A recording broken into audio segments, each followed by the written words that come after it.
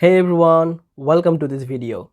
So if you are concerned about your WhatsApp account might be cloned or accessed by someone else and you want to know, then this video is for you.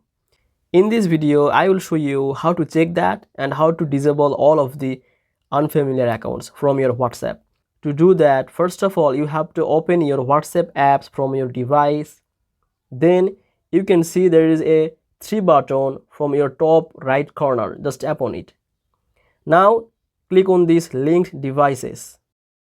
Here you can find all the devices list where your account is cloned or accessed. So in my case, this is my PC, and if you find any unfamiliar devices, to remove that, just tap on that and tap to here log out. So after logging out, your account will be removed from that particular devices. So that's it. This is how you can check and remove your WhatsApp from other devices. So if you think this video was helpful, please make sure to like and subscribe this channel. I will see you in the next video.